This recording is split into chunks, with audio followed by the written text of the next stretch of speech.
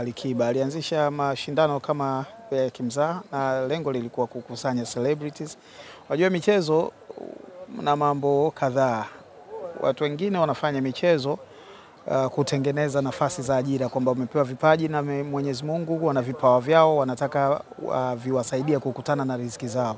Kwa hiyo ni ajira.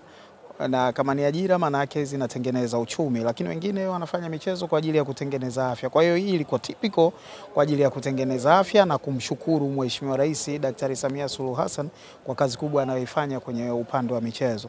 Kwa nafikiri amekuwa na mafanikio kuliko alivyotegemea. Naamini hakuwa na picha ambayo imetokea. Kwa hiyo nimpongeze sana, lakini ni washukuru wote waliojitokeza kwa namna moja ama nyingine kucheza ama kushuhudia mashindano haya.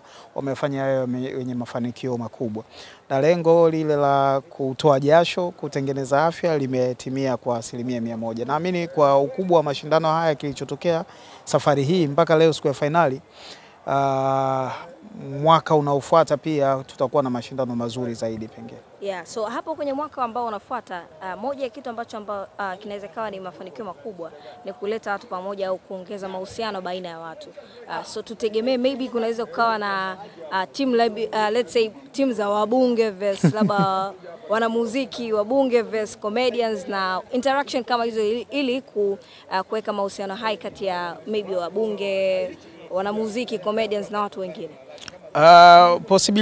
Possibility ipo, na kama ambavyo umesema lengo la kutengeneza mahusiano, kwa sababu sio mashindano sana, ni kwamba tunaweza tukaita makundi yoyote yale, tukamshauri muandaaji wa mashindano akaita makundi yoyote mengine. Tumekuwa tunajaribu kujenga naye kadri mashindano alivyokuwa naenda, na sisi tunaweka idea zetu, hapa tungefanya hivi, hapa tungefanya hivi, na naamini mwakani atakuwa ameweza kuaccommodate mengi ya mawazo yetu, na hivyo itakuwa inafanya mashindano ya mazuri zaidi. Cha mwisho kabisa, naambia muda wako umeisha, unatakiwa uondoke.